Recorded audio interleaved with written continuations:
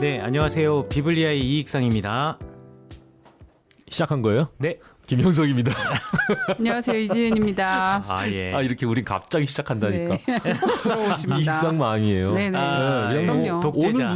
오늘 누르면 끝인 거야 그냥. 네, 그러게 말입니다.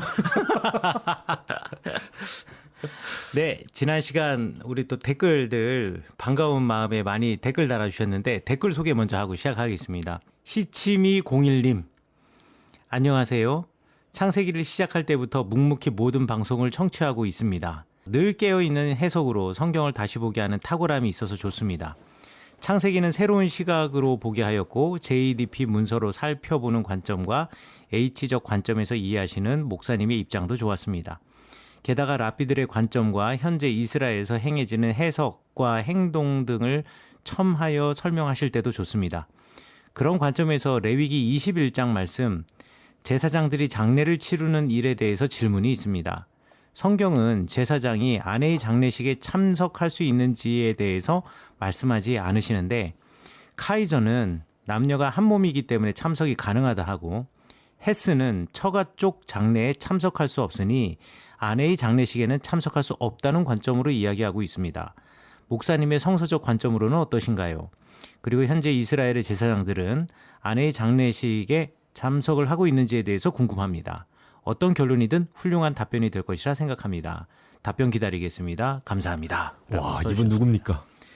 어마어마한 질문을 하시네요. 예, 이거 야, 그런가요? 시침이 저는 뭐 그냥 아무 생각 없이 들어서 그냥. 나 이거 시침이어가지고 여자분인가? 예, 여자분일 수도 있죠.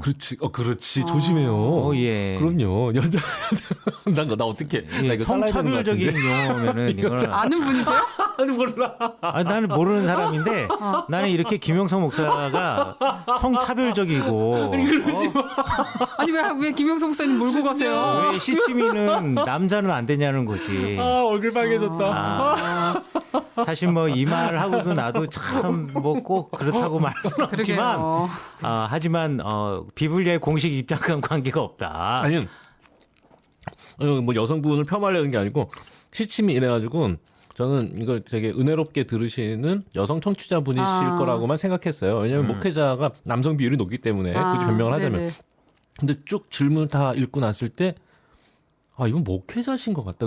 열심히 공부하는 목회자신 것 네, 같은 그럴 거예요. 것 같아요. 일단 카이저의 책이라든가 헤스를 읽었다는 것 자체가 일반인은 아니에요. 예. 거기서 포인트가 예. 카이저의 구약개론 같은 경우에 아주 좋은 책이죠. 이거는 뭐 거의 명저라고 봐도. 근데 저는 전혀 모르는 사람의 입장으로서 감사드리는 것은 그런 명저들을 읽으신 분이 네. 이익상 목사님께 질문을 한다는 것 자체가 여기서 반전은 이 질문에 대해서 제가 대답을 할 수가 없다라는 게 그러니까 같이 집에 사셔서 그렇지 괜찮은 사람이네. 그렇습니까? 새로 묻겠습니다. 네. 여기 뭐라고 하셨냐면 성경은 제사장이 아내의 장례식을 참석할 수 있는지에 대해서 말하지 않는데 카이저는 남녀가 한 몸이기 때문에 참석이 가능하다고 하고 헤스는 처가 쪽이 장례이니까 참석할 수 없다. 뭐 이렇게 말씀하셨는데 일단 성경에는 참석할 수 있는 명단과 참석할 수 없는 명단 리스트 안에 아내가 없는 것은 분명합니다. 왜요? 없으니까. 안 써 있으니까. 그런데 이제 제사장과 대제사장이 달라요. 제사장은 이제 시신을 만지면 안 되는데 가족 괜찮아요. 가족의 시신은 만질 수 있어요. 예, 그래서 레위기 21장 보시면은요. 제사장들에게 말하여라. 그의 백성 중에 죽은 자를 만짐으로 말미암아 스스로 더럽히지 말려니와 그의 살부치인, 그러니까 그의 가족인 어머니, 아버지, 아들, 딸, 형제, 출가하지 않은 처녀인 그의 자매로 말미암아서는 몸을 더럽힐 수 있다. 만질 수 있다라는 거예요.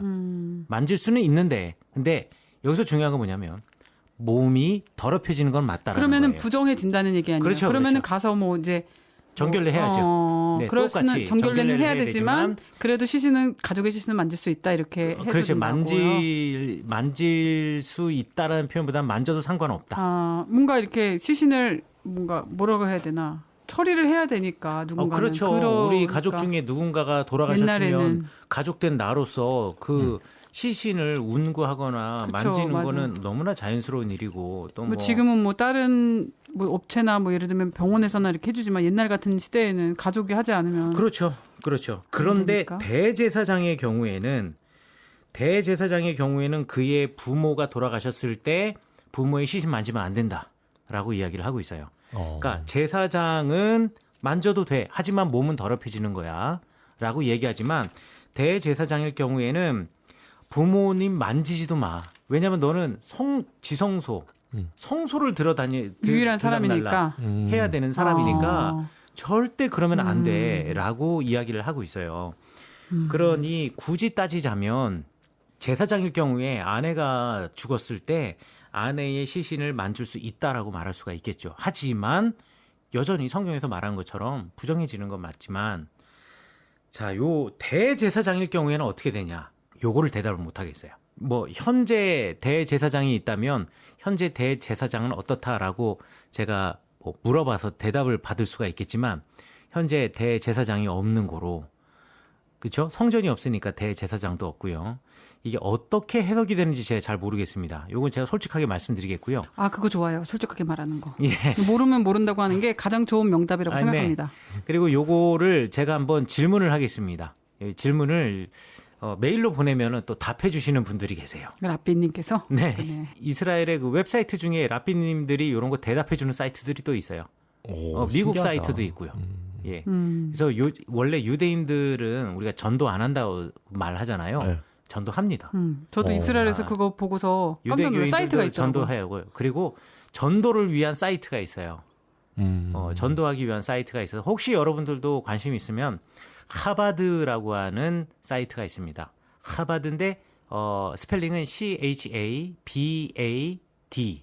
하바드입니다. 하바드라고 하는 사이트가 유대인들의 그 보수적인 유대인들이 자기의 종교죠. 유대교를 갖다가 홍보하고 또 디아스포라에 흩어져 있는 교인들에게 성경 말씀을 갖다가 전하고 그리고 해석해주고 랍비들의 해석도 해주고 그리고 거기 Q&A 코너에 랍비들에게 물어보는 코너가 있습니다. 질문 여러분들 하시면은 엉뚱한 질문 아니면 다 대답해 줍니다.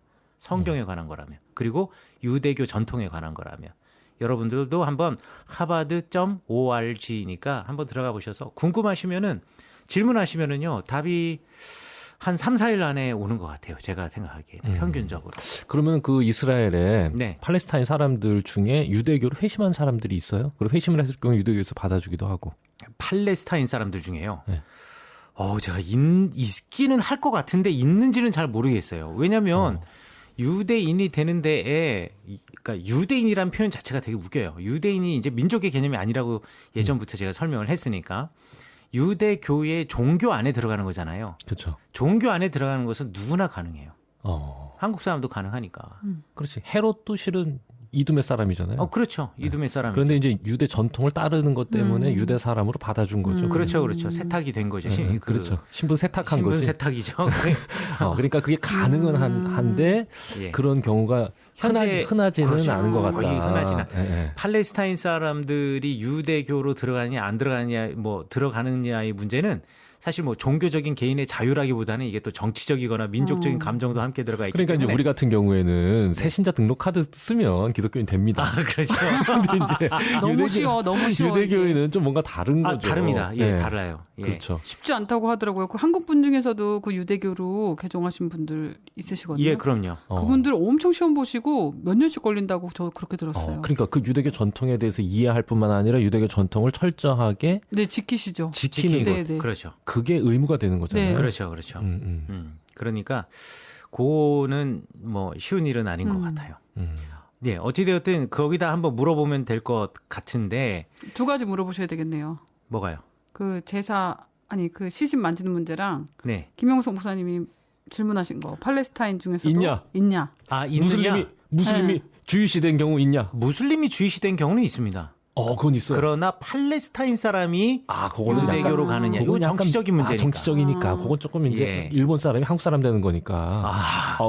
그거보다 그거는 좀 더 쉬- 쉬울 것 같아요. 그거는 쉽지 않아요. 일본 사람이 한국 사람 되는 거는. 예. 그러니까 일본 사람이 한국 사람 되는 건 쉬운 것 같아요. 근데 팔레스타인 사람이 유대교로 개종한다?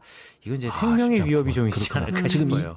내전 중이니까. 그렇죠. 내전 중이니까 아주 이거는 위험해, 생명의 위험해. 위험이 있는 것 같이 그런 생각이 듭니다.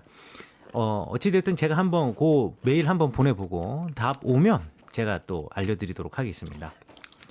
자, 질문 없어요님께서 질문하셨습니다. 아이디 보고 제가 빵 터졌습니다. 예, 질문 없어요님께서 질문하셨습니다. 구약에 관련된 질문은 아닌데 마태복음 큐티를 하다가 궁금해서 질문합니다. 마태복음 19장 24절에 예수님께서 부자가 천국에 들어가는 일에 대해서 비유로 말씀하실 때 낙타와 바늘귀에 대한 이야기를 하셨는데 구글 검색을 해보니 여기에서 바늘귀가 바느질하는 니들의 바늘귀가 아니라 팔레스타인 지역에 있는 사람들만 지나다닐 수 있는 쪽문과 같은 문을 바늘귀라고 지칭한다라고 하는데 실제로 그런 건지 궁금합니다. 여기에 그런 설명이 나와 있네요 라고 설명이 되어 있어서 한번 제가 클릭을 지금 해 봤습니다. 네. 네. 클릭을 해서 지금 보니까 그렇군요. 네, 그렇습니다. 여러분들도 한번 그 댓글 보시면은 거기 보시면 알 것 같아요. 여기서 뭐라고 되어 있느냐면 보통 두 짝으로 된 큰 문을 통해 성 안으로 들어간다. 바늘귀를 통해 낙타가 짐을 잔뜩 싣고 성 안으로 들어가기란 불가능한 일이었다. 아직도 팔레스타인 지방에는 이 바늘귀 문이 존재한다. 그 좋은 예로 예루살렘의 자파 게이트에 전형적인 바늘귀 구멍 문이 있다라고 이렇게 말씀하셨는데 이 설명이 맞느냐라고 하는 것이었습니다. 예, 일단은 여기 구글뿐만 아니라 또 외국 서적에도 이렇게 설명하시는 분들 많이 계십니다. 이렇게 설명하는 분들 많이 계시고요. 이것에 대해서 저도 한번 찾아본 적이 있습니다. 찾아본 적이 있는데 1900년 초에 쓰여진 책인데 거기 보면 낙타가 바늘귀 구멍을 통과하는 것에 대해서 이렇게 설명해 놓았습니다. 그래서 이런 설명이 전혀 근거 없는 설명은 아니다라는 것이 일단 첫 번째이고, 근데 두 번째, 고고학적으로 이렇게 덧문의 형태, 그러니까 큰 문이 있고 작은 문의 형태가 시작된 것이 기원 후 9세기부터다라고 또 주장하는 사람들이 있어요. 그러니까 이건 중세 시대 때의 전통이다라고 주장하는 사람들도 있습니다. 그러니까 둘 중에 어느 것이 맞는가에 대해서는 사실 알 길이 없다라고 생각하시면 되겠고요. 그러면 둘 중에 이제 어느 것이 더 맞는가라고 질문을 할 수가 있는데 사실 거기에 대해서는 예수님 당시의 집의 구조를 보고 그 집의 담이 어떻게 생겼는지를 확인한 다음 그 담이 뭐 예를 들어서 뭐 대문을 만들 만한 담이냐 뭐 이런 질문을 또 할 수가 있겠고 또 옛날 집에 문이 있다고 한다면 과연 그런 문짝을 다룰 수 있을 만한 사이즈의 문 크기가 있었겠느냐 뭐 이런 질문 할 수가 있고 그러면 문의 사이즈나 집의 크기나 아니면 대문으로 추정되는 뭐 문의 입구 이런 거를 봐야 될 텐데 사실 그게 확실하게 알 수가 없어요. 그렇다. 그리고 이거는 대부분 평범한 사람들이 읽었을 것 같고 갈릴리 같은 시골에 그 큰 문이 있을 리가 없잖아요. 그리고 요즘 시골 보시면 알겠지만은 뭐 꼭 대문이 있어요. 대문 그러니까. 없는 집도 많아요. 아니 요즘에 그렇게 쪽문이랑 대문 있는 집은 부잣집이에요. 그러니까 부자가 있는 동네, 예루살렘이라든지 무슨 뭐 저쪽 자파 같은 데라든지 이런 데는 있었겠지만 갈릴리 같은 촌구석에 사는 맞아요, 사람들은 문이 뭔 필요가 있어? 그럼 바늘귀 문 대는 것도 일이고. 못 알아들어 그 사람들은. 맞아요. 네. 그래서 이것을 갖다가 뭐 맞다, 틀리다, 뭐 이런 것을 갖다가 제가 확실하게 이야기는 할 수는 없을 것 같고요.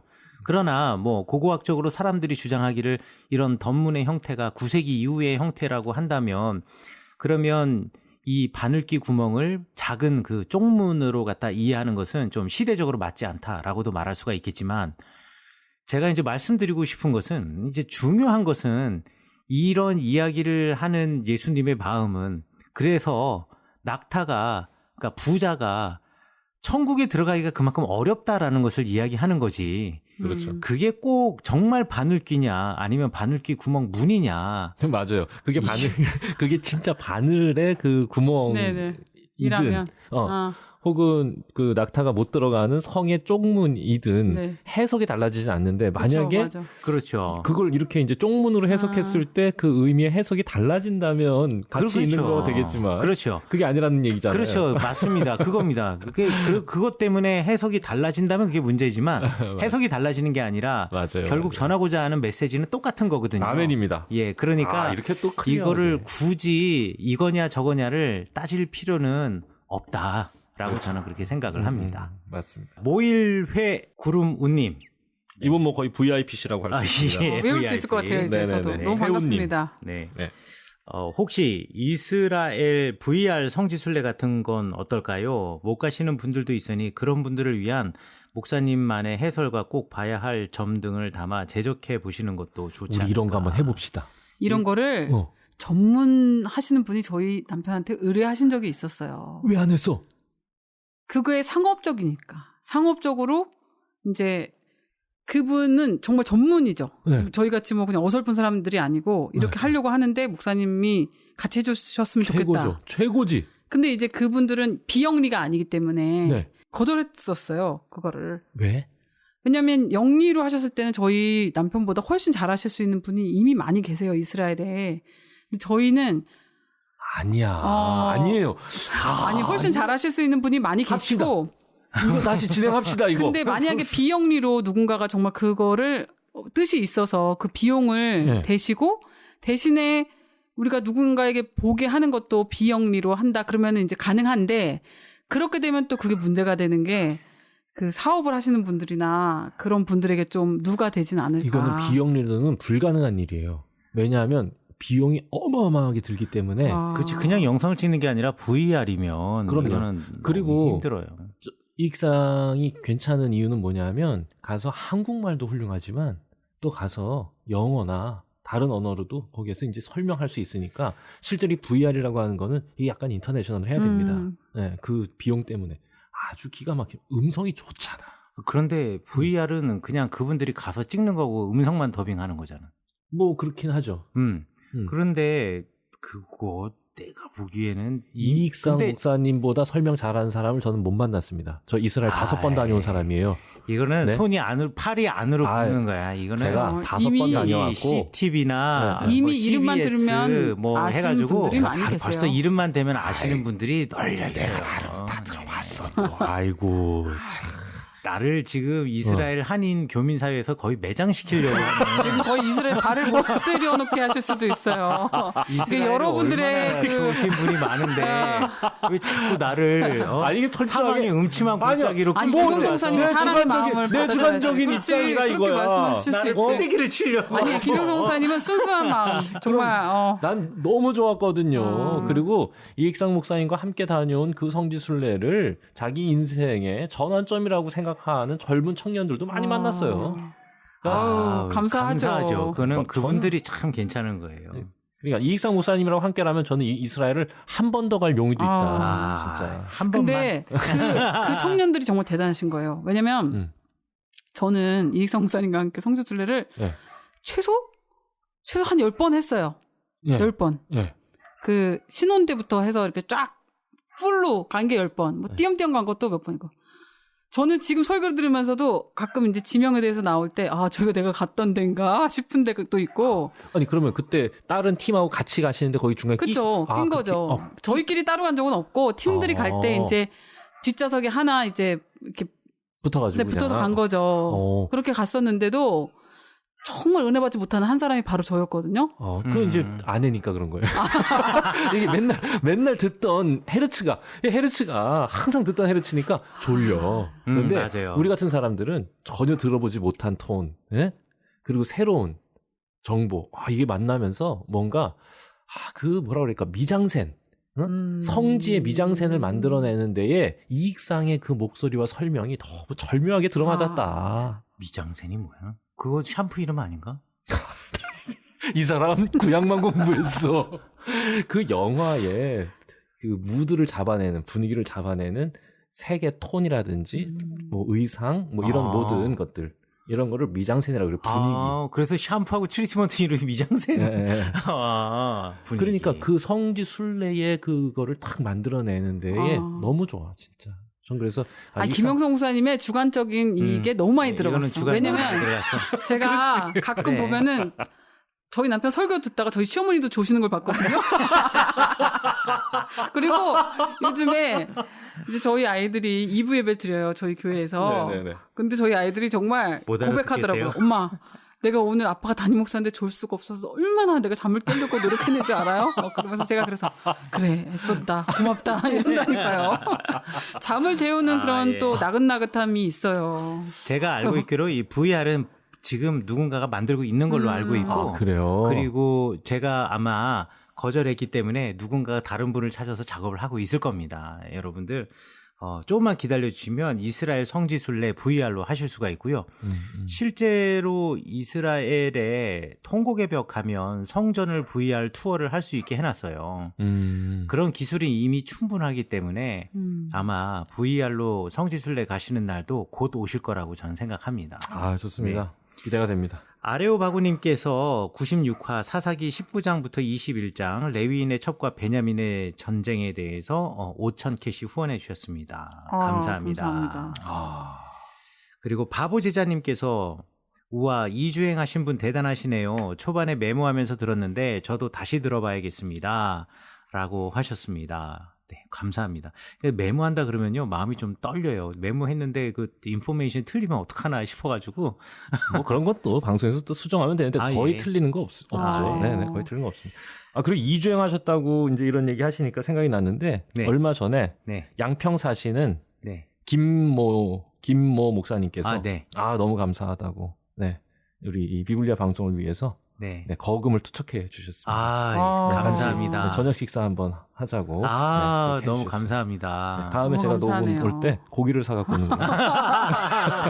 여기 와주시는 것만으로도 너무 감사한데 정말 너무 감사합니다. 여러분이 이거 자비량입니다. 이 김영성 목사님이 기름값 대면서 오시는 거예요. 자비랑 아니에요? 저희는 여기 있으니까. 후원해 주시는 분들이 계시니까. 너무 감사합니다. 우리 진짜 100회 특집 이제 곧 준비해야 되는데. 진짜. 예, 다음번 모임이 100회 특집 모임이 돼야 될 것 같아요. 그러네요. 좋습니다. 우리는 그때서 고기 먹으면 되겠네요. 좋아요. 좋습니다. 그러니까. 100회 특집은 우리가 이제 인천에 가서 할까 지금 생각하고 있어요. 인천에 주한교회의 있는 성서박물관. 또 성경 할 얘기 많죠. 할 많죠. 우리 또 임명 박사님 이야기 보따리 터지면 한 3회분 나올 수도 있습니다. 좋습니다. 예. 그분 또 우리 특집에서 한번 모셨을 때 굉장한 분이셨죠. 완전히 빅히트였죠. 네. 멋있는 분이시죠. 네. 못 본 지도 오래됐는데 아내도 가서 한번. 그러니까 저도 가고 싶은데 애들 학교 돌아오는 시간이 있어서 이게 어떻게 될지는 오전에 해야 되나 그러면? 네, 오전에 방송을? 하면은 갔다가 올 수 있는데 그러니까 이사 온 지 얼마 안 돼서 딸들만 두고 또 늦게 오기는 상황을 보시죠. 네, 상황을 보고. 보고. 네. 자, 어니어니맘님 여기 이 질문을 올려도 되는지 모르겠지만 두 목사님께서 모두 계시니 여쭤봅니다. 비블리아 통해 두 목사님 알게 되면서 춘천중앙교회, 철원 성은교회와 배화교회 설교도 듣고 있는데 우연히 비슷한 시기에 비슷한 본문으로 설교하신 것을 듣게 되어서요. 예수님께서 탄생하신 내용의 본문에서 그 시대의 주택 구조를 바탕으로 김영석 목사님께서는 그 집의 주인이 안방을 내준 것이라는 설교를 하셨고 이익상 목사님께서는 1층 마구간에서 출생하신 것으로 설명하시면서 2층에 이미 방을 차지하고 있었던 사람들에 빗대어 자신을 돌아보는 설교를 하셨는데요. 둘 다 전하고자 하는 메시지가 있어서 은혜로 감사히 들었고 이게 뭐가 딱 맞다고 이야기할 수 있는 게 아니라 설교적인 측면에서 봐야 할 것 같긴 한데 같은 시기에 듣다 보니 머릿속에 그림이 하나로 통일이 잘 안 되어서 두 분 목사님께서는 어떻게 이야기를 나누실지 궁금해 글을 남겨봅니다. 라고 싸움을 붙이셨습니다. 일단 제가 이익상 목사님이 어떻게 설교하셨는지 잘 모르는데 저는 간단히 말씀드리면 이건 그 케네스 베일리라고 하는 분의 중동의 눈으로 본 예수라고 하는 책에서 인포메이션을 얻은 거예요. 근데 네. 이제 그분의 이야기의 핵심은 뭐였냐면은 그 예수님을 구유에 누였다고 하는 거는 안방에 모셨다는 뜻이라는 거예요. 아, 그 이제 거기서 동물들의 안방. 아니죠.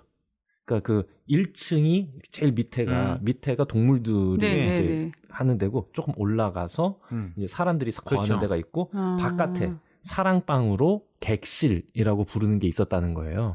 그런데 이게 객실이라고 부르는 건데 이거는 우리나라 말로 하면 이제 여관으로 이거를 번역을 하면서 문제가 생긴 거지.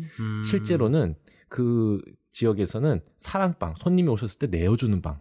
그러니까 그 당시에는 객실이 다 찬 거지. 손님들한테 다 방을 내준 거야. 그런데 이 주인이 마음이 너무 넓어서 안타까운 상황을 보고는 자기 안방을 내어줄 만큼 따뜻한 환대가 있었다. 그 가난한 사람들이.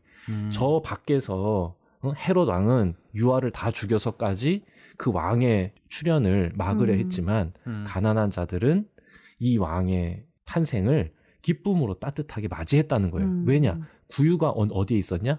2층 그 안방 구석에.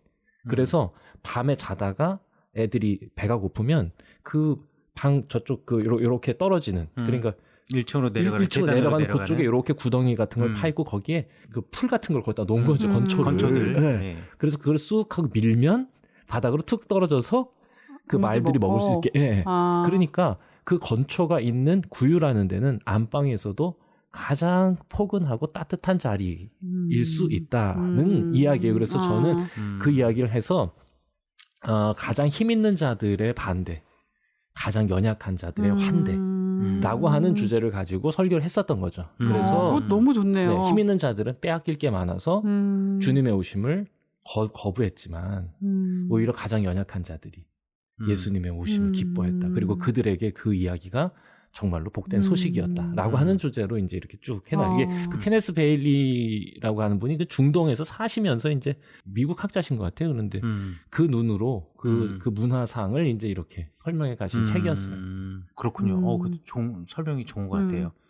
꽤 저도 이 동의가 돼가지고 그 주제를 가지고 설교를 했었던 거죠. 그러니까 집이 이제 단독 구조의 집이 있는가 하면은 뭐 예를 들어 대가족이 함께 살거나 이럴 경우에는 집의 건물들이 이렇게 붙어 있고 거기에 가운데에 공동으로 사용하는 마당과 같은 구조의 건물들이 있기도 해요.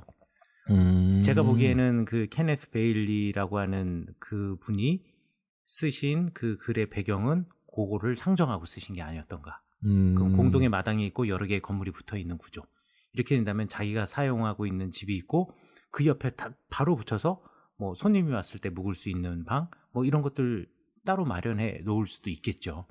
예, 저는 그렇게 생각할 수도 있겠다 싶은데 저는 조금 다르게 설명을 했어요. 왜냐하면 이스라엘의 그 가옥 구조 자체가 2층 집의 구조로 되어 있다라는 것, 뭐 이미 김영성 목사님 말씀하신 것처럼 1층에 이제 1층에 마구간이고 네. 2층이 사람이 사는 곳이고, 자, 잘 살지 못하는 사람의 경우에는 2층을 올릴 수 없는 사람인 경우에는 이제 자연 동굴을 이용해서 또 2층을 만들기도 했고, 그리고 1층에 뭐 역시 마찬가지로 마구간이 있고, 그리고 2층에는 사람이 있는데, 제가 이제 설교할 때는 이 요셉과 마리아가 왔을 때 이미 2층에 사람들이 있었다라는 거죠. 이미 임신한 여인이 문을 두드리고 들어왔다는 걸 다 알고 있었다라는 거죠. 근데 아무도 그것을 보고 2층에 좋은 곳을 내어주는 사람이 없었다. 라는 이미 것이 방을 차지한 이미 사람들이 방을 차지하고 있는 사람이 분명히 들렸을 텐데 소리도 밤늦게. 듣고 출산을 했으면 산고의 소리도 나고 그리고 아이가 태어났으면 아이가 울음소리도 들리고 2층과 1층이 분리되어 있는 구조가 아니기 때문에 2층에 이미 들어와 있는 사람은 다 그 소리를 들었을 텐데 인기척이 느껴지잖아요. 그런데 왜 아이가 그 처음에는 그래 뭐 꼭 지금 나지 않아 지금 오늘 낳는 건 아니겠지 뭐 이렇게 생각할 수 있다선 치더라도 이미 아이가 태어났으면 늦게라도 누군가는 뛰어내려와서 아니 어떻게 산모가 여기 있을 수 있냐 하면서 자기 방을 내어줄 수 있어야 했을 텐데 아무도 그런 사람이 없었다라는 것에 초점을 두고 이제 저도 성탄절이 되면 이런 선곡을 하면 내가 마치 여관의 주인인 것처럼 때로는 내가 동방박사 중에 하나인 것처럼 내지는 목자들 중에 하나인 것처럼 내지는 여관 주인처럼 생각하지만 알고 보면 나는 2층에 이미 들어와서 자리 잡고 있었던 투숙객이었다라는 설교가 모른 척한 이제 그 인기척을 모른 척한 네, 그런 이제 설교를 했었어요. 이게 저는 해답이라고 생각해요. 이거 지금 질문하신 분에게 저는 이게 진짜 성경의 아름다움이라고 봅니다. 그러니까 성경은 이야기로 구성되어 있다고 하는 네. 거. 그리고 성경은 문학이거든요. 하나님께서 인간에게 허락하신 가장 아름다운 네. 문학. 그래서 이 문학이라고 하는 거는 다양한 관점에서 다양한 해석 그리고 다양한 이야기를 불러일으키거든요. 맞습니다. 그러니까 어느 해석이 맞고 어느 해석은 틀린 게 있을 리 없어요. 네, 맞아요.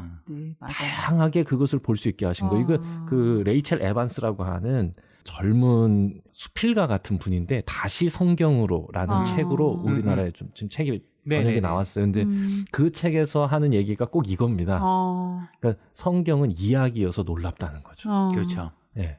이야기의 힘을 그 전에는 이거는 이게 정답이야라고 하는 어떤 교권적인 시대에 살던 자신이 40살 초반이신데 저 독감으로 돌아가셨어요. 나 너무 안타까운 분인데 어쨌건 그분은 저희랑 뭐 비슷한 저희보다 조금 미치긴 하지만 비슷한 시기를 지내면서 비슷한 고민을 했던 거죠. 그 교권적으로 정해진 답을 따르라고 하는 거에 갈등을 느끼시던 분이었는데 이분이 다시 신앙을 되찾는 과정 속에서 수많은 그런 자유로운 해석들 마치 한 가지의 노래를 여러 가수들이 커버로 부르잖아요. 그래서 그 많은 커버들 중에 자기에게 너무 영감을 주는 그 하나를 선택할 수 있는 거거든요. 그렇죠. 이게 음악의 힘인 것처럼 성경도 마찬가지라는 거. 그래서 자기는 거기서 해방감을 느꼈다는 겁니다. 그래서 저는 이 질문하신 분에게 이익상 목사님의 해석과 저의 해석 뭐가 맞고 틀린 게 없어요. 네, 맞아요. 그럼 다 아름다운 거야. 너무 그런 것 아름다워. 같아요. 네. 이게 다르다는 게 아름다워. 대부분 저도 그 가옥 구조를 들었어요. 바탕으로 근거 없이 이야기하는 건 아니죠. 그렇죠. 근거를 가지고 근거는 비슷하네. 이야기하는데 1층은 가축이 살고 2층은 사람이 살고 이런 모든 그게 그건 맞아요. 그래도 네. 저도 그 책을 읽었을 때 켄스 베일리의 책을 읽었을 때 이익상 목사님의 자료를 이미 저는 다 보거든요. 그 그림을 떠올리면서 보니까 더 이해가 되더라고. 그러니까 이제 아름답네요. 그 구조 속에서 그때 상황을 재현하는 실은 인간이 가진 상상력 아닙니까? 맞아요. 상상력. 네, 그렇죠. 네. 성경은 우리의 상상력을 불러 일으키는 책이지 우리의 질문을 마감하는 책은 아닙니다. 그래서 하나님이 자유를 주셨다는 것에 대해서 저는 왜 에덴 동산에 그냥 가둬두시고 거기서만 살게 하지. 저희 아이들이 한번 그런 얘기를 한 적이 있었어요. 아니 그렇게 좋으면은 사람들을 거기서만 살게 하지 왜 뱀을 줘서 이렇게 했을까? 막 이런 질문을 하더라고요. 근데 제가 어렴풋이 대답하기에는 그냥 그러면은 하나님을 알기가 더 어려웠을 거야. 뭐 그냥 그렇게 너무 좋은 것만 있으면 그렇죠. 알지 어렵지 않았을까 이렇게 생각했는데 지금 목사님 말씀을 들으면서 그 생각이 들어요. 그냥 갇혀져 있는 거 정해진 답이 아니라 다른 걸 겪어봐야 그 본질로 꿰뚫고 갈 수 있는 거예요. 하나님이 왜 우리에게 에덴 동산에서만 살게 하지 않고 뱀도 주시고 그리고 그 나무는 여전히 그 생명나무는 에덴 동산에 두시고 그리고 사람들은 그것 때문에 죄를 짓게 하고 왜 흩으시고 이런 것들을 하셨을까 생각하면 그냥 여러 사람이 볼 수 있는 하나님의 다양하게 자유를 주신 게 아닐까. 그러니까 이게 너무 얼마나 아름답습니까? 네. 질문이 터지잖아요. 그러니까 이거는 논문이 아니거든요. 논문은 논쟁을 종식시키기 위해서 쓰는 건데 이야기는 대화를 시작하기 위해서 읽는 겁니다.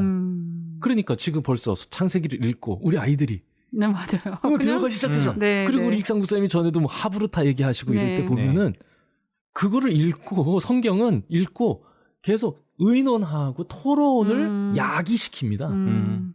이게 진짜 이야기의 힘이고 하나님이 이것을 우리에게 허락하신 진짜 위대한 선물이라고 하는 그 면이 여기에 있는 거다. 네. 이렇게 저는 생각해요. 아멘입니다. 오늘 아주 감동적이네 좋습니다. 또. 네? 네. 이분의 이 질문 때문에. 글쎄, 진짜 대단하시네요. 요기보 노래 나오면 춤추는 애기.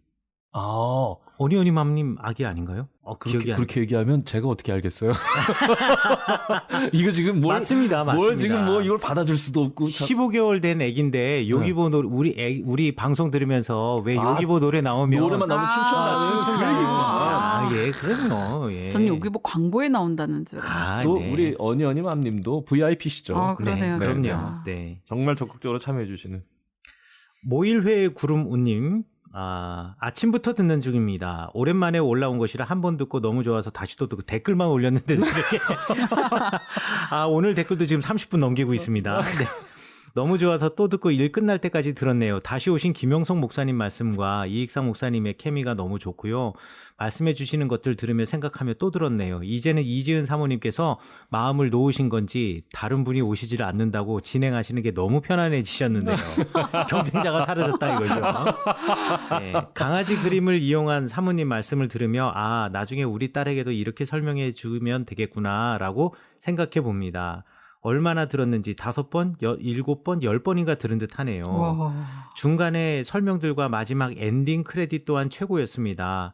다시 돌아오셔서 감사하고 힘드신데도 올려주셔서 알을 더 이어나갈 수 있게 해주셔서 감사합니다라고 저희가 더 감사한 말씀을 써주셨습니다. 진짜 요즘 이익상 목사님 얼마나 바쁜지 모릅니다. 아, 정말 지금 새로 교회에 이제 담임으로 부임하셔가지고 뭐 진정한 목회의 세계에 이제 첫 발을 아, 들였다. 정말 네, 이 바쁘신 와중에도 네. 이것도 편집하고 아니, 근데 저는 네, 감사해요. 저는 뭐 깍두기로서 그냥 제 3자의 입장으로 본다면 이익상 부사님도 대단하고 이거 누가 시키지도 않는데 이거 굳이 이거 그러니까. 준비하느라고 또 공부해야 되잖아요. 그러니까 참 사서 고생이다 이렇게 생각했거든요, 저는. 근데 김영성 목사님 보면서도 야, 정말 우리 남편은 정말 좋은 친구가 많다. 저렇게 아멘입니다. 아니 멀리서 뭐 주는 것도 없고 1시간 40분을 지금 아니 달려왔어. 40분 달려오는 것만 해도 대단한데 가끔 1시간 40분, 이익상 목사님 1시간 바쁘실 때 40분. 혼자 밥 드시고 사서 드시고 들어오시고 막 그러잖아요. 누가 아니 어떻게 그 마음을 가질 수 있을까? 그거는 사서 고생시키려고. 아이, 왜냐면 근데 제가 안 정말- 오면 아, 이익상 목사가 이거 그만둘까봐. 아유. 그래서 저는 목사님 두 분을 보면서 너무 감사해요. 오늘도 1시간 40분을 달려왔는데 무려 키로를 달리고 왔답니다. 그러니까요. 야, 아니 무슨 말이에요? 잠깐 그게 우리나라 지금? 국도에서 그렇게 하면 아, 이런 그렇네. 얘기하면 안 돼. 아, 이러면 불법을 행하는 자가 되나? 그런 아, 이거 편집, 이거 편집, 이거 편집. 야 이거 진짜 편집해야 돼. 알았어요, 편집. 그러니까 이거 말이 돼. 지금 큰일 야, 납니다. 진짜. 이거 지금 목사님께서 큰일 이런 날 사람이야. 거룩한 일을 하시는데 불법을 자행했다는 걸 지금 그렇지. 신호 무시, 과속 무시, 그냥 달려. 너무 감사합니다. 요새 제가 삐 처리하겠습니다. 속도에서. 네. 너무 감사합니다. 우리 이름 없는 순례자 전진수 목사님께서 이름을 가지고 순례하실래? 이름 없는 순례자 전진수 목사님께서 이익상 목사님, 이지은 사모님, 김영성 목사님 재미나고 유익한 방송 감사드립니다. 애청자로서 팟빵 다시 듣기에 대해 한 가지 부탁드리는데요. 다시 듣기를 2번째 정주행하고 있는데 팟빵으로 들을 때 질문들 이후 내용들부터 들을 수 있도록 댓글 소개 이후 강의가 시작되는 시간에 대해 올려주시는 것이 가능할지 여쭙습니다. 유튜브에는 그런 기능이 있어 너무 좋은데 데이터가 무제한이 아닌 저로서는 집이 아닌 곳에서 팟빵만 들을 수 있기에 콕 이러한 것이 가능할까 여쭙니다. 이러한 기능이 없다면 댓글 이후 내용이 몇 분쯤 시작하는지만이라도 적어주시면 2번 이상 들을 때 큰 도움이 될 듯합니다. 항상 좋은 방송 너무나도 감사드립니다. 라고 해주셨습니다. 이거 좋은 제가 그 유튜브 이후로 계속 올리고 있는데 네네네네. 네, 그 섹션별로 올리고 있는데 몇 분에 몇 분에 이렇게. 전진수 목사님 유튜브에서는 괜찮다잖아요. 핸드폰 근데 팟빵에서 보시면은요. 힘들다고 하는 거 아니에요? 전진수 목사님 요거 팟빵 기능이 있습니다. 제가 유튜브에다가 시간 올려놓은 거와 똑같이 그 팟빵에 들어가시면은 비블리아 성서학 연구소 비블리아 하고서는 이제 썸네일이 나오잖아요. 그 썸네일의 오른쪽 아래 보면 동그라미, 검은색의 동그라미에 점점점 이렇게 되어 있는 데가 있어요. 그 아이콘을 콕 누르시면은요. 뭐 예를 들어 뭐 50화, 90화 여기에 몇 분의 인트로고 몇 분이 근황 토크고 이거 다 써져 있거든요. 요거 보시면서 그 시간대로 가시면 될 것 같습니다. 그게 초반부터 있나요? 아니면 다 있어요. 다 있어요. 네네. 네. 시간대별로 몇 분에 무슨 내용을 하는지. 그래서 예. 1화, 2화 뭐 이런 초반부터 있는지. 1화, 2화 초반부터는 없고요. 뒷부분에. 유튜브 뒷부분, 그러니까 유튜브 시작하면서부터. 시작하면서부터. 그 얘기를 하신 것 같아요. 제가 보기에는. 유튜브엔 있는데 정주행 2번, 3번 하다 보니 없다. 사사기 이전에 우리 창세기, 출애굽기, 레위기 이거 한 것에 그것이 없다. 그러니까 저한테 들어가가지고 언제 대식글 끝나는지 확인해서 거기다 써달라는 거 말씀이 죄송합니다. 그건 안 될 것 같아요. 사모님이 끊어주셨어. 안 됩니다. 안 됩니다. 저희 집에서도 지금 요구하고 있는 것들이 많이 무시되고 있기 때문에 저희 남편이 이미 올라가 있는 걸 다시 듣고 할 그런 정신이 없습니다. 아마 안 할 거예요. 전지수 목사님 들으셨죠? 이거는 안 하는 앞으로. 것도 되지만 못 하는 겁니다. 맞아. 할 수가 없어요. 앞으로는 요거를 앞으로는 계속, 제가 네네네. 계속 이렇게 시간별로 타임별로 올리니까 참조해 주시면은 감사하겠습니다. 그리고 우리가 목사님. 댓글 소개하는 게 약간 이제 만담 같기도 하지만 또 중요한 그 그쵸. 주제를 다룰 때에 할 수 없는 네. 이야기도 맞아요, 많이 맞아요. 저는 하기 이렇게 때문에. 댓글 소개하면서 김영석 목사님 얘기 듣는 게 너무 좋아요. 아, 팬심 여기서 아이고. 드러내나? 네. 아, 네. 자, 모일회 구르무님 다시 듣다가 생각나서 적어봅니다. 베르나르 베르베르의 기억이란 소설 2편 중반 이후에 아틀란티스인이 거인이라는 설정이 나오는데 죽은 아틀란티스인 무덤에서 30cm나 되는 손가락뼈가 나왔다고, 또 아틀란티스가 멸망하면서 이집트 근방으로 이동해서 이집트 문명의 시초가 되고 피라미드를 건설했다네요. 아들들 이름이 이집트의 신들 이름이고 설정이지만 그 책을 읽다가 이걸 다시 들으니 갑자기 생각이 나서 적어봅니다. 라고 써주셨고요. 창세기를 듣고 난 다음 이씨가 이샤에게라는 찬양을 듣게 되었습니다. 그러니 가사가 더 다가오더라고요. 처음 찬양을 들을 땐 모르고 지나가던 가사가 들려요. 참 좋았네요. 라고 댓글 적어주셨습니다. 너무 감사합니다. 감사합니다. 댓글 예. 달아주시는 것만 해도 얼마나 감사한지. 네. 참. 댓글 소개 여기까지 하도록 하겠습니다. 댓글 소개만 43분인데 이거 어떡할까 모르겠습니다. 한 회분으로 하면 좋죠. 아, 근데 이거 너무 죄송해서요. 이거 좀 길더라도 오늘 댓글 소개는 여기까지 하도록 하겠고요. 이제 룻기 들어가도록 하겠습니다. 들리는 말씀 울리는 마음 Welcome to the 비블리아 열리는 성서 알리는 방송 Radio 비블리아 Radio 비블리아 자, 이제 본격적으로 우리 룻기 이야기를 하도록 하시겠는데요. 룻기에 대해서는 이미 저희 52화 때 출애굽기 이야기하면서 절기 이야기 하면서 메길롯을 제가 설명해 드렸습니다.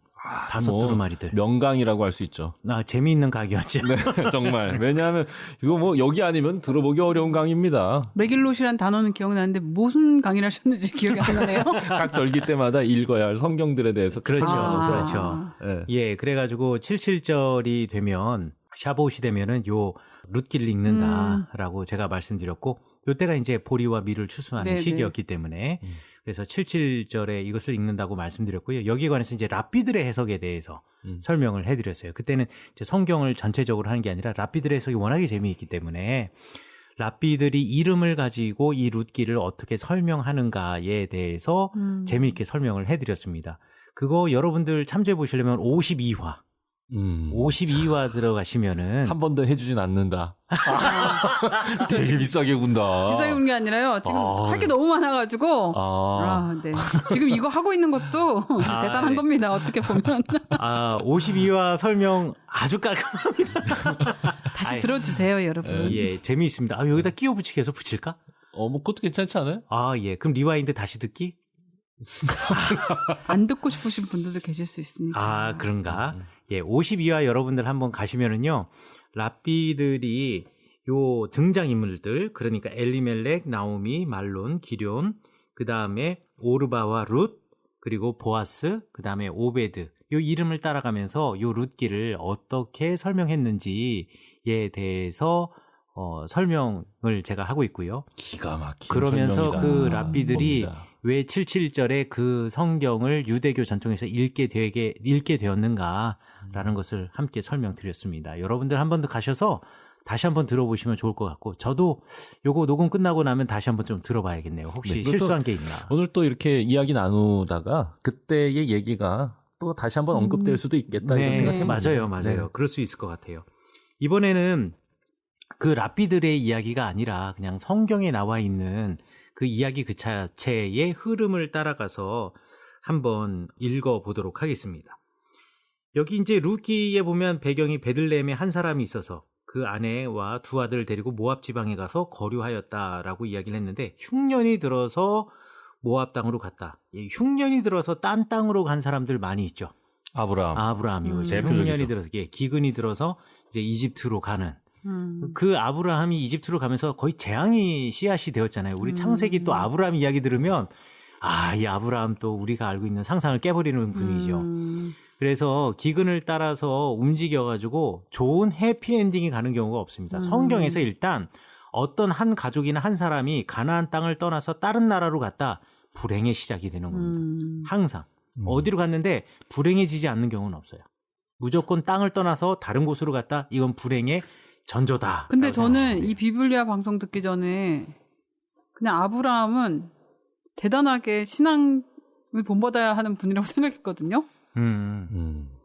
그렇죠. 그게 참 기가 막힌 일이죠. 야, 이렇게 조용히 얘기하는데도. 아니, 그래서, 뭐라 그럴까, 사고의 전환을 일으키기도 해요. 근데 그게, 뭐, 정보로 받아들이면 좋지만, 어떤 다른 신앙의 근간을 가지고 계신 분들은 조금, 뭐라 그럴까, 부딪힘의 시간이 있을 수도 있겠다. 그런 생각을 하거든요. 그래서 그렇다고 해서 제가 그 아브라함이 신앙의 아주 훌륭한 조상이라는 것이 다를 수도 있구나. 이게 아브라함이 기근 때문에 애굽으로 내려간 그 일이 다르게 받아들여진다고 해서 저의 신앙이 뭐 달라지거나 그렇진 않아요. 네. 또 다르게 성경을 읽을 수 있게 되는 거죠. 그래서 저는 룻기를 하신다고 했을 때 좀 기다렸어요. 그때 한참 전부터. 왜냐면 저는 룻기도 왜냐면 저는 이제 아내이기도 하지만 엄마이기도 하지만 며느리이기도 해요. 네. 그리고 루시네. 그리고 또 어떤 분은 시어머니 입장에서 들으시는 분도 계실 거고 그렇지. 성경을 읽으시는 그렇지. 분들도 계시는데 제가 기존에 이제 룻기를 설명하시거나 이야기하시거나 하는 분들이 제가 가지고 있는 질문과는 전혀 다른 방향으로 결론을 내리신 것들이 많이 있었어요. 근데 저는 좀 비틀어 읽는다던가 그런 생각을 갖고 읽는 사람인가 봐요. 그래서 이런 궁금한 것들을 이렇게 물어볼 수가 없었어요. 너무 이렇게 다 정답처럼 돼 있는 일에 제가 마치 이거를 비트는 것 같은 느낌. 저는 단지 궁금했을 뿐인데 그래서 이거를 룻기를 아브라함을 새롭게 알게 됐지만 너무 좋았던 것처럼 룻기는 도대체 어떻게 읽을 수 있을까? 비블리아에서는. 그래서 저 기다렸거든요. 저도 그렇게 기대가 되네요. 네. 진짜 그게 진짜 인간 아닌가요? 네. 그러니까 아브라함이 완벽한 사람이어서 믿음의 조상이 아니라 네. 실은 언뜻 거룩하고 숭고한 믿음의 결단을 했던 이야기들이 없는 건 아니거든요. 그렇죠.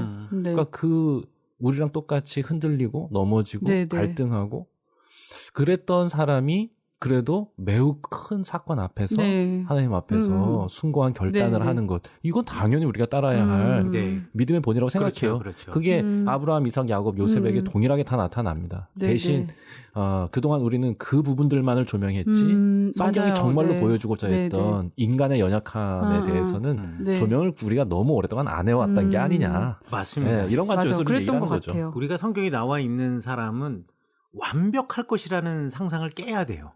맞아요. 이거는 신화입니다. 그렇죠. 그건 신화지, 동화지. 아니, 그리고 그렇지. 만약에 그렇다면 제 입장에서는 너무 완벽하지 못한 내가 힘들어요. 그렇지. 믿음을 지키기가. 왜냐면 나는 왜 이렇게 믿는다고 하는데 나는 왜 이래 날마다. 맞아. 이런 생각이 정말 지배적이었는데 어느 순간 성경의 인물들도 실수할 수 있고 그렇지만 그 끝에는 하나님을 향한 그 믿음, 작은 믿음 하나. 그러나 우리가 대단하게 알고 있던 사람들이 우리와 별반 다르지 않다는 그게 저한테 격려가 됐어요, 정말로. 맞아요. 맞습니다. 네. 그래서 진짜 계속 완벽하게 신앙생활을 하려는 사람들을 보면은 자질구레한 일들에서 막 거룩한 선택을 하려고 엄청 애를 쓰더라고요. 아니, 근데 자질구레하다 그러니까 좀 죄송하긴 한데, 그러니까 사소한 일들에서부터 뭐 옷 입는 거, 뭐 이런 거. 근데 꼭 그렇게 하는 사람들을 보면은 너무 그렇게 이제 엄격하게 해서 그런지 지쳐가지고 정말로 숭고한 선택을 해야 할 진짜 큰 선택 앞에서 무너지는 경우가 종종 있어요.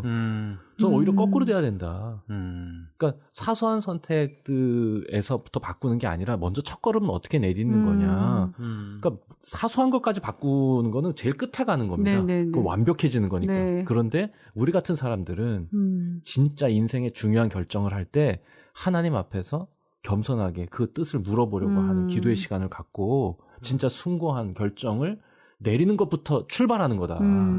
저는 이거를 우리 성도들이 다 알았으면 좋겠어요. 맞아요. 그래야 신앙은 진짜 출발합니다. 그래야 진짜 중요한 신앙적인 삶을 살 수 있는 거지. 맞아요. 네. 사소하게 뭐 커피 먹을 거냐 안 먹을 거냐 뭐. 그러니까 본질에 접근하기도 전에 너무 사소한 것들에 걸려 넘어지는 거였던 거예요. 근데 보통의 사람들이 많이 그렇고 저도 지금도 다시 너무너무 고민하는 문제이긴 한데 신앙이 차라리 없었다. 그냥 교회를 재밌게 다녔다. 행복하게 다녔다 할 때는 고민이 없었어요. 그리고 뭐 물이냐 뭐냐 뭐 기름이냐 이런 생각도 없었을 때는 교회가 너무 행복한 곳이었거든요. 근데 제가 지금도 뭐 별반 다르지 않은 믿음의 수준이지만 어느 믿음이라는 게 발휘되기 시작함부터 제가 그 격가지들에 넘어가고 있는 걸 봤어요. 남을 보면서도 넘어가고 저도 넘어가고 오히려 그게 저한테는 되게 큰 의문이었어요. 아니 내가 믿음이 없을 때는 차라리 아무 생각이 없었을 때는 이런 걸로 걸려서 넘어지지 않았는데 기준이 없어서 그랬을 수도 있겠죠. 근데 어설프게 신앙생활을 하다 보니까 작은 것 하나에 저도 넘어지고 남들도 판단하는 제 자신을 보게 됐어요. 그리고 나서 지금은 어떤 생각이냐면 제가 또 요즘에 생각하는 건 영혼이 죽고 사는 문제 아니면 옳다 그르다 하지 말자. 저는 그 마음으로 아멘입니다. 그냥 아멘입니다. 그 마음으로 살아요. 그래서 저 자신을 볼 때 일단은 저는 너무 부족한 게 많기 때문에 막 기준을 들고서 저를 보려고 하다 보면 제가 공격당할 게 정말 많은 사람이거든요. 그리고 그러다 보니까 제가 막 그거에 노력하다 보면 그 노력하는 것 때문에 또 다른 사람을 내가 노력하는 걸로 또 기준을 삼아서 제가 이렇게 뭐랄까 면면이 막 이렇게 훑어보고 있더라고요. 그거 본질은 아니잖아요. 그래서 어느 순간 제가 남편한테도 그런 얘기를 했어요. 우리 영혼이 죽고 사는 문제 아니면 나도 먼저 주님 앞에 자유롭고 그래서 내가 자유로우면 모든 사람에게도 그런 마음을 가질 수 있지 않을까. 내가 해방을 맛보고 내가 자유를 맛봐야 이게 좋은 건 아는데 그걸 모르고 내가 구속하고 억압하고 내 자신이 이렇게 살아야지 주님 앞에서 어떻게 막 이렇게 저를 저울질 하다 보니까 그 기준으로 다른 사람도 그렇게 해버리는 거잖아요. 그래서 요즘에는 제가 계속 마음속으로 되뇌이는 생각은 영혼이 죽고 사는 문제 아니면 옳다 그르다 이런 거 기준은 없고 그리고 일단은 내 영혼이 살아야지. 내가 살아야 남도 살리는 거지. 이런 아멘입니다. 자세로 살고 있습니다. 아멘입니다. 그런 관점에서 룻기를 보는 거죠. 그런 관점에서 이제 룻기를 봐야 되는데 그런 관점에서 보려고 하다 보니 시간이 너무 지나가가지고 우리가 진짜 룻기를 들어가기 위해서는 네. 다음 시간에 우리가 들어가야 되지 않을까 싶습니다. 아이고 얼른 빨리 듣고 싶네요. 네, 그럼 다음 주에 뵙는 걸로. 기대합니다. 예, 그럼 다음 주에 뵙는 것으로 하고요. 그 다음에 요거 제가 뭐라 그러죠? 이 예전에 52화 해놨던 거를 요 댓글 뒤에다가 오늘 여기까지 하는 걸로 하고 뒤에다가 붙여놓겠습니다. 리와인드에서. 그래서 좋습니다. 혹시나 지난번 먼저 했던 룻기 어떻게 됐는지 궁금하신 분 다시 한번 들어보시기 바라겠습니다. 네. 좋은 서비스입니다. 네, 오늘 그러면 여기까지 하겠습니다. 너무 감사합니다. 다음 주에 뵙겠습니다. 감사합니다.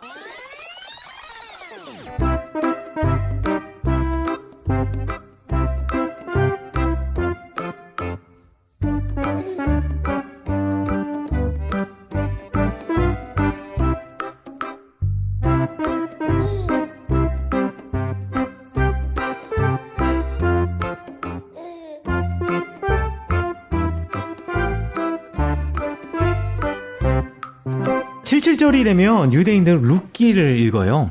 룻기를 읽는 이유는 그 배경 자체가 보리 추수 마당 아닙니까? 그렇죠. 그러네요. 77절을 네. 배경으로 하고 있는 성경이기 때문에 룻기를 읽어요. 근데 다만 그것 때문에 읽는 것은 아니에요. 룻기를 통해서 우리가 얻을 수 있는 메시지가 있기 때문에 그렇습니다. 이제 룻기를 랍비들이 해석하는 방식을 가지고 랍비들이 이제 이것을 가지고 이름을 가지고 해석을 하거든요. 이 이름을 가지고 이 룻기를 풀어나가는데 이 이름으로 풀어나가는 그 룻기를 한번 들어보시면은 77절에 이 사람들이 룻기를 읽으면서 무엇을 다시 회복하고 싶었던가 그리고 무엇을 찾고 싶었던가라는 것을 우리가 알 수가 있어요. 룻기의 이제 주된 인물이 누구냐면 아비멜렉과 룻이라고 하는 여인의 가정에서 시작이 됩니다. 나중에 말씀드리지만 제가 엘리멜렉을 아비멜렉이라고 잘못 말했습니다. 정정합니다. 아비멜렉은 히브리어로 따지자면은 나의 아버지는 왕이다라는 이름을 갖고 있는 사람이에요. 얼마나 이름이 거창하고 멋져요. 하나님 나의 아버지가 왕입니다. 라고 고백하는 사람과 나오미는 나의 기쁨, 하나님을 나의 아버지라고 고백하는 사람과 함께 살고 있는 여인은 얼마나 그 삶이 기쁘겠어요. 이 사람들이 유다 땅의 베들레헴에 살고 있어요. 베들레헴이라는 말은 히브리어로 바이트하고 레헴이라는 말의 합성어거든요. 바이트라는 말은 집이라는 뜻을 가지고 있으면서 동시에 가문이라는 뜻을 가지고 있고, 또 이 바이트라는 것이 그냥 단지 집과 가문뿐만 아니라 어떤 신앙의 줄기와 뼈대, 이런 의미를 상징적으로 함께 가지고 있어요. 그리고 레헴이라고 하는 것은 그야말로 먹을거리이죠. 그런데 이 하나님을 나의 왕이라고 고백하며 그 가운데서 기쁨을 누리고 있는 이 가정이 베들레헴에서 가문의 문제도 없이 신앙적으로도 굳건하게 또 양식의 문제도 없이 잘 살고 있는 듯 했는데 그 땅에 가뭄이 들어요. 하나님의 땅에도 가뭄은 있을 수가 있습니다. 하나님이 아브라함에게 가나안 땅, 내가 명령한 그 땅으로 가라라고 해서 갔는데 그 땅에도 흉년이 들었잖아요. 가자마자 들죠. 그렇죠. 그러니까 아니 그러니 사람들이 떠나온 땅 자체가 풍요로운 땅 아닙니까? 그렇죠. 유프라테스 네. 티그리스. 그럼요. 그때 야. 당시에 뭐 도곡동이죠. 그럼 내가 잘 살던 동네, 풍요로운 동네에 와가지고 아이고 일로 오라고 그래서 왔는데 기근이 들어. 가문. 아이고 이런. 그러니까 하나님이 계신 땅, 하나님이 가라고 하시는 땅에도 기근은 있을 수 있어요. 네. 그런데 문제는 그럼에도 불구하고 그것이 하나님이 주신 유산이기 때문에 그 땅을 지켜나가는 것, 하나님이 우리에게 허락하신 것을 지켜나가는 것이 중요한데 이 사람들이 홀라당 이사를 갑니다. 모압으로. 모압은 요단강 건너, 사해바다 건너의 이방 땅이거든요. 그렇죠. 베들레헴을 요단 기준으로 동편 한다면. 아닙니까? 그렇죠. 요단 동편 땅이에요. 요단 동편의 모압 땅, 이방의 땅으로 하나님 주신 땅을 버리고 이사를 가요. 그리고 거기서 처음에는 잘 사는 듯 했겠죠. 이 사람에게는 두 아들이 있었습니다. 마클론과 키리온이라고 하는 두 아들들이 있었어요. 그런데 이 마클론과 키리온이 발음을 저렇게 하니까 딴 사람 같아. 저는 지금 보면서 죄송합니다. 미소를 우리 다 지었어요. 말룡기론인데. 그렇네. 마클론가 이게 뭐? 아, 죄송합니다. 뭐야 걔는? 무슨 뭐 마크론 대통령인가 지금? 뭐 마클론과 킬리온, 말론과 기룡. 기리온. 그렇죠. 예. 말룡기론이죠. 예, 예. 네. 말론과 기리온 두 아들이 있었는데요. 이 말론과 기리온의 이름도 참 좋아요. 말론이라고 하는 이름은 보석이라는 뜻을 가지고 있고요. 기리온이라고 하는 이름은 완전함이라는 뜻을 가지고 있어요. 오. 하나님을 왕으로 모신 이 가정이 얼마나 기쁘며 그 땅에서 주신 아들은 얼마나 보석 같고 이렇게 우리에게 아들을 허락하신 하나님은 얼마나 완전하신 분이겠어요. 그런데 이 사람들이 모압 땅으로 떠나갔어요. 하나님이 주신 땅, 하나님의 유산을 버리고 모압 땅으로 간 다음부터 재앙이 시작이 된 거예요.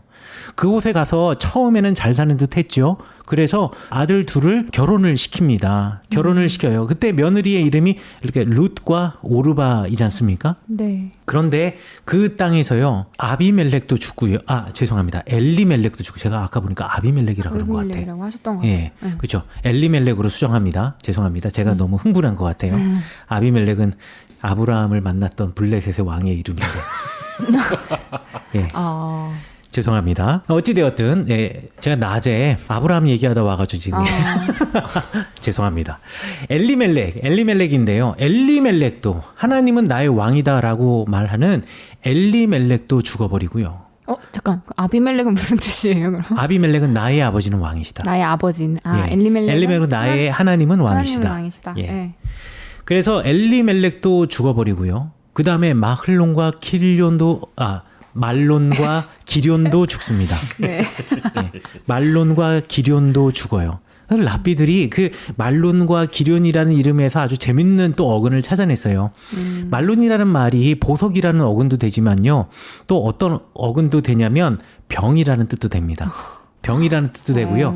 기련이라는 이름이 완전함 이런 의미도 가지고 있지만 동시에 이 기련이라는 말이 죽어야 할 자 뭐 이런 의미도 가지고 있어요. 그래요? 그래서 그 이름 속에 살짝 그 사람의 운명이 들어가 있다. 뭐 이런 식으로 랍비들은 또 재밌게 해석하지만 뭐 그분들은 원래 그런 분들이니까 일단은 제껴놓고. 네.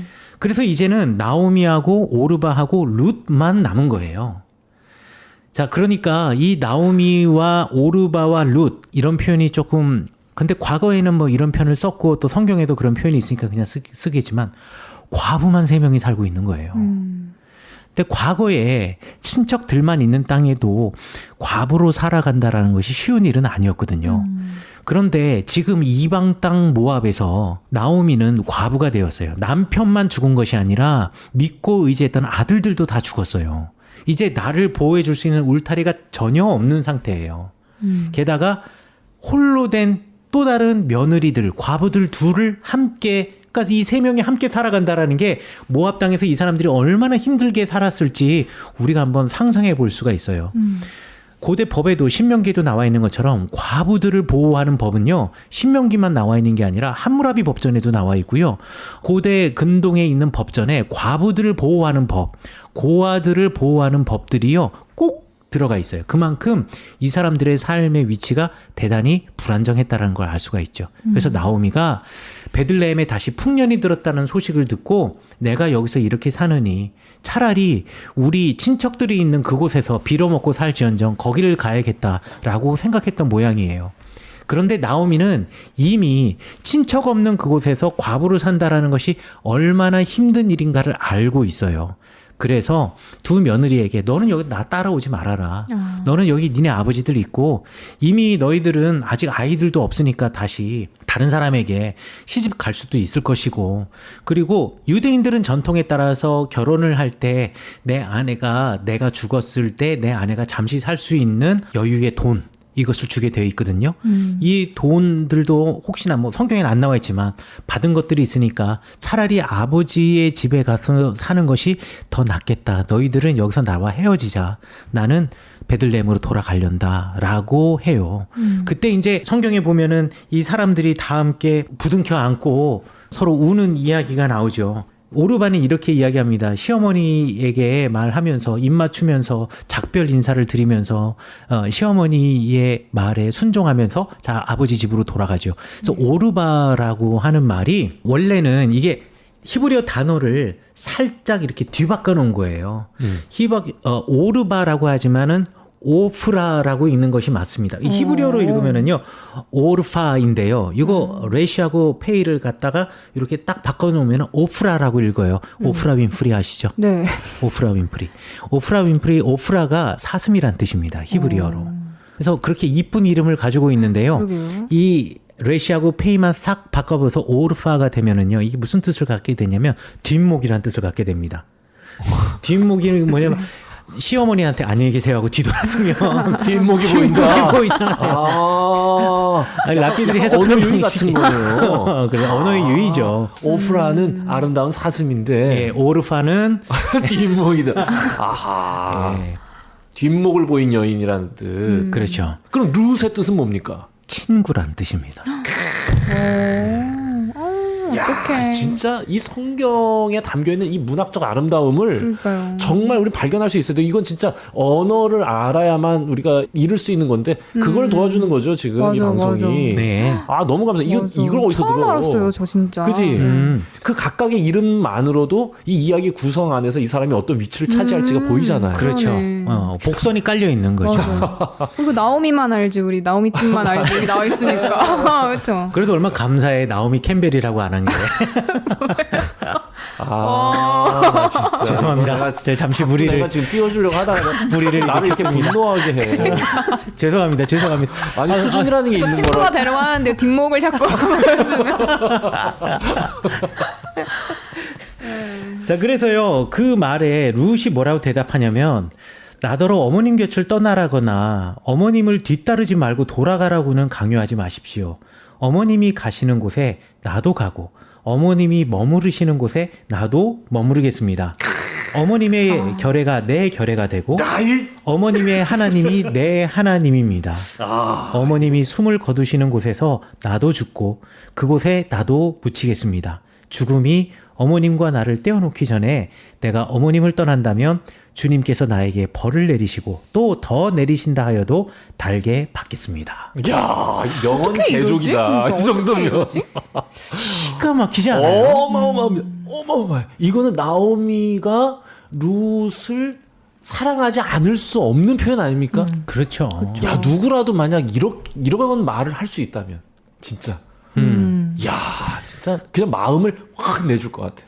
이게 성경에 나와 있는 최초의 개종 사건입니다. 그렇죠. 예, 그래서 유대교에서는 최초의 개종 사례로 룻의 이야기를 들어요. 그래서 룻이 비록 민족은 다르지만 여호와 하나님을 나의 하나님으로 삼고 그리고 이스라엘 사람들, 이 사람들을 나의 결례로 삼고 이게 성경에 나와 있는 최초의 개종의 예라고 이야기를 해요. 그래서 성경에 보면 모압과 암몬 사람이 결혼하지 말라고 해요. 네. 그런데 거기 보면 그냥 모압 사람, 암몬 사람이라는 그 사람이라는 표현이 이시의 복수형인 아나심 뭐 이렇게 표현을 하는데 이시가 남성형이에요. 그래서 남성형 이시가 사용되었다라는 것 때문에 이 랍비들이 룻의 이야기로 요 해석을 바꿔버립니다. 모압 남자와 암몬 남자와 결혼하지 말라. 그러나 모압 여자나 암몬 여자는 가능하다. 왜 룻처럼 만약에 개종을 한다면 이런 식으로 또 해석을 하려고 하는 랍비들도 있어요. 약간 위험합니다. 아 이거는 뭐 랍비들 얘기니까. 그렇죠. 우리들 이거 얘기가 약간 아니라. 위험합니다. 지금 이 발람 발락 그 사건에서 네네 거기에서 당연히 모함 여인들과 안 이렇게 되는 통혼하고 거 이런 거 안 되는 거죠. 뭐 느헤미야, 에스라. 아니, 그만큼 랍비들이 룻 때문에 모압 여인에 대한 이미지 자체를 좋게 갖게 되었다. 네, 뭐 이 정도 수준으로 우리가 우리 얘기하는 랍비 거죠. 선생님들의 관대한 예, 그분들은 뭐 못하시는 말이 포용정신. 없으니까. 네네네. 네. 어찌되었든 이 룻의 이야기는 룻의 고백은요 정말 오늘날에도 들어도 감동적이에요. 너무 감동적이죠. 예, 이거는 또 표준 세번역이나 세번역으로 읽어줘야지 더 감동적입니다. 이것도 마찬가지로. 자, 그래서요 나오미와 룻이 이제 베들레헴으로 가게 돼요. 네. 베들레헴으로 돌아왔을 때 사람들이 나오미를 알아보죠. 나오미를 알아보면서 너 나오미 아니냐, 그렇죠? 그런데 이제 나오미가 그 사람들에게 이야기합니다. 더 이상 나를 나오미라 부르지 마라. 나오미라는 말이 나의 기쁨이란 뜻인데 내 삶에 기쁨이 없다. 나를 마라라고 해라. 마라라는 말이 쓰다라는 뜻이거든요.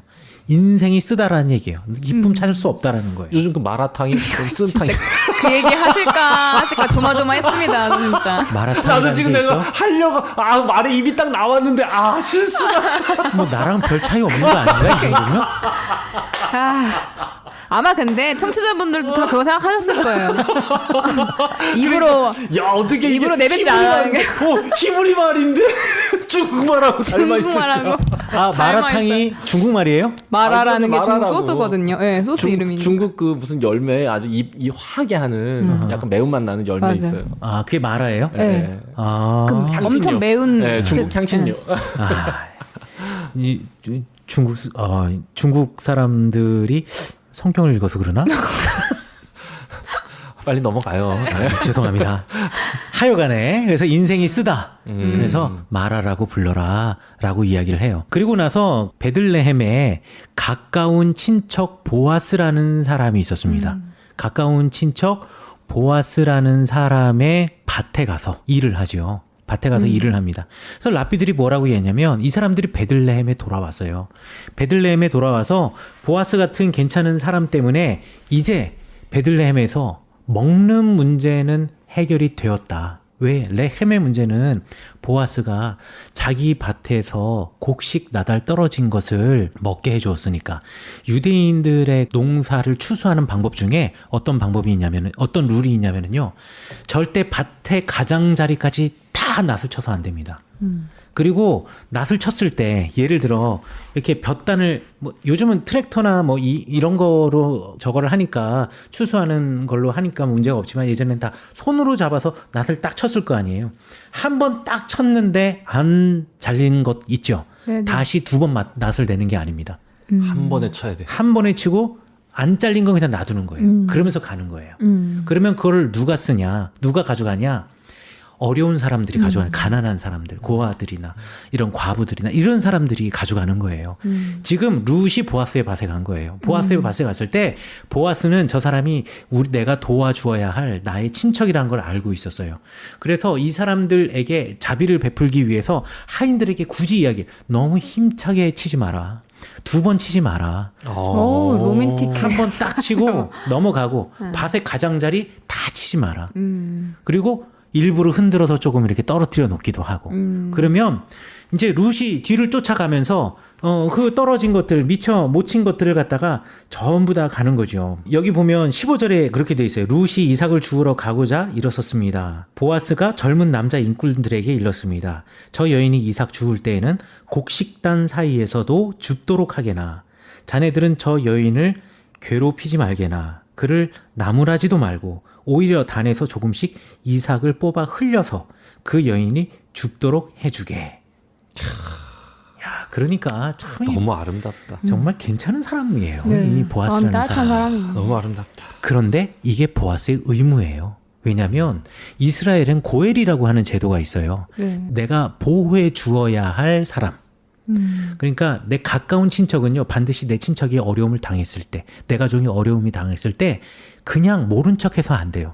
반드시 도와주어야 하는 겁니다. 이게 고엘이라는 제도예요. 보아스는 그 고엘의 의무를 다하고 있는 거예요. 그래서 보아스가 일부러 나오미를 위해서 이러한 배려를 해줍니다. 배려를 해줘요. 그래가지고 레헴의 문제는 해결이 되었어요. 그러나 아직 해결이 안 된 게 있어요. 바이트의 문제. 집안의 문제가 해결이 안 된 거죠. 그리고 아직 이 집안이라는 것이 내가 상징적으로 또 신앙의 어떤 가문 이런 의미를 가지고 있잖아요. 이 나오미는요, 하나님을 버리고 하나님의 땅을 떠나 모압으로 간 여인이에요. 그런데 이 여인이 베들레헴에 돌아왔을 때 하나님 보고 돌아온 게 아니잖아요. 내가 그 땅에 살 수 없으니 차라리 내가 수모를 당하고 가난하게 살지언정 내 동족이 있는 곳으로 가겠다라고 생각하는 마지막 그 지푸라기라도 잡는 심정으로 베들레헴에 다시 돌아온 거예요. 나오미가. 그렇죠. 레헴 때문에 온 거예요. 비록 룻은 바이트의 문제도 가지고 고백했지만 실제로는 레헴 때문에 나오미는 돌아온 거예요. 네. 돌아오긴 하였으나 완전한 베들레헴을 회복하지 못했다라는 거죠. 이제는 이 룻과 나오미의 가족에 정말 필요한 바이트의 문제, 집안의 문제, 신앙의 문제를 해결해야만 했어요. 그 해결을 누구를 통해서 하나님께서 하셨느냐? 보아스를 통해서. 보아스가 사실은 보아스보다 더 가까이 고엘의 의무를 다할 사람이 있다라는 것을 알게 되죠.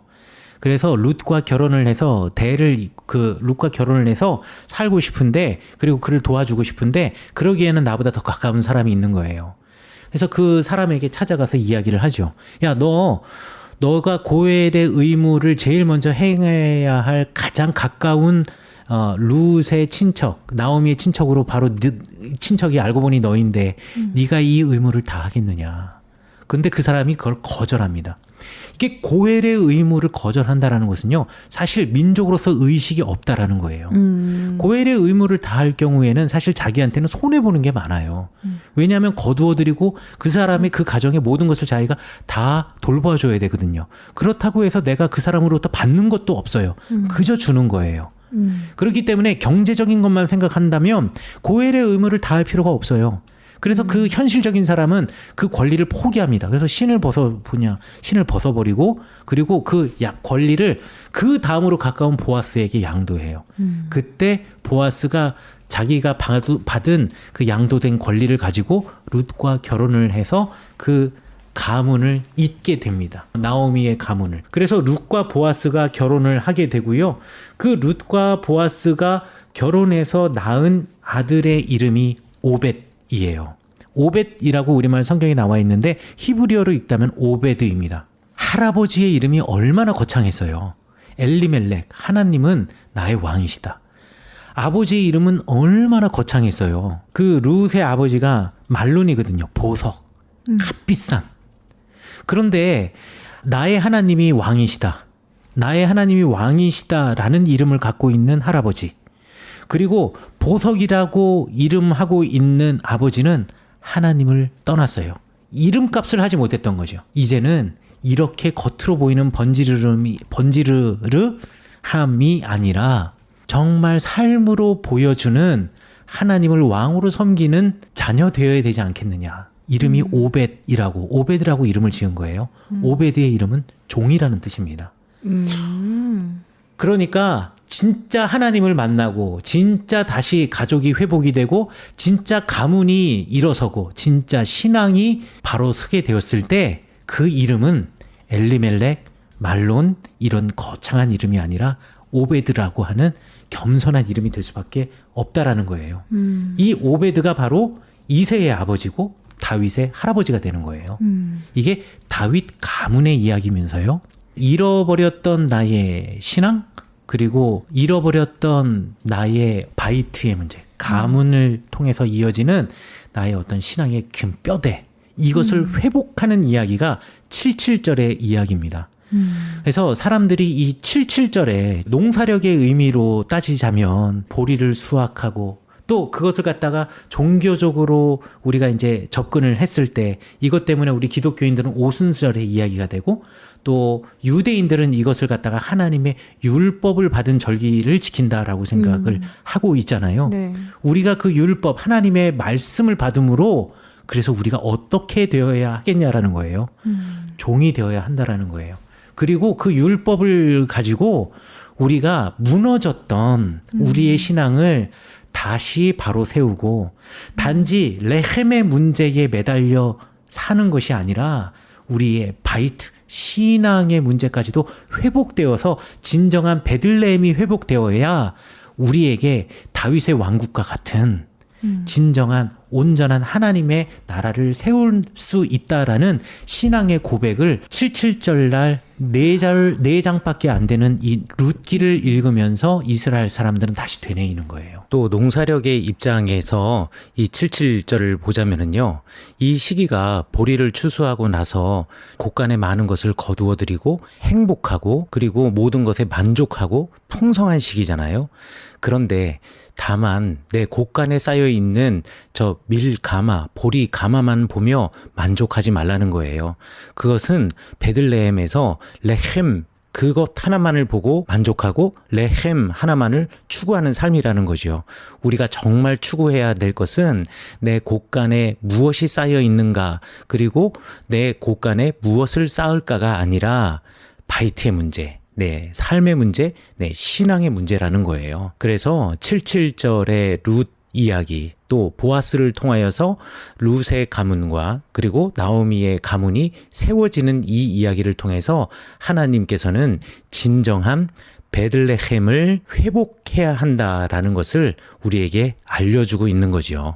자, 이거 뭐 그냥 부흥회를 했어. 아니 오늘 이성삼이 이렇게 그냥 오늘 아직 저 작정하고 온 날이니까. 그러니까요. 예, 아니, 설교를 그렇죠. 설교 듣는 아니 실은 이제 설교라고 하기보단 그 성경의 이야기를 살아있게 전달하는.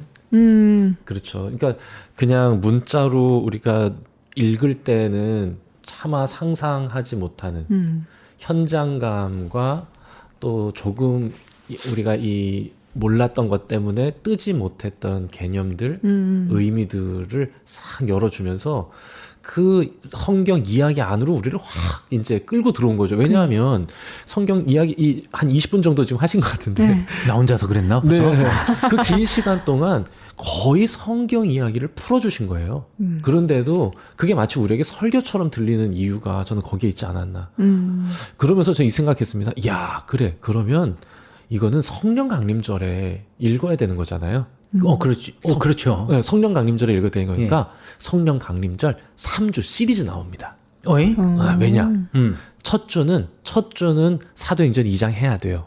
불의 그렇죠. 혀와 같이 임하는 그 성령의 역사가 우리에게 어떤 의미가 있는가. 네, 거룩한 하나님의 영을 버리고 살아왔던 인간이 다시 그 하나님의 영으로 말미암아 전혀 새로운 삶의 첫 걸음을 내딛게 되는 첫 출발의 이야기 아닙니까 이게. 네. 네. 그러니까 이제 그런 의미로서의 사도행전. 네. 그리고는 두 번째 주에는 룻기를 하는 겁니다. 그렇지. 그렇게 하나님께서 우리와 함께 하시면서 우리의 손을 잡고 새롭게 만들어갈 그 이야기는 무엇이냐? 이거단 말이지. 그렇지. 하나님의 손을 잡고 새롭게 만들어갈 이야기. 그렇죠. 종이 되어서. 그럼요. 성령 강림절이라고 하는 건 하나님이 우리와 함께 하신다고 하는 것 거기에 머물면 안 돼. 아 좋아, 아 따뜻해, 친밀감, 인티머시 여기에 머무는 게 아니라 성령님이 우리와 함께 하셔서 실은 우리를 붙들어 주시는 거. 실은 우리가 그분에게 손을 내밀 때 그분이 우리의 손을 붙들어 주시는 날이에요.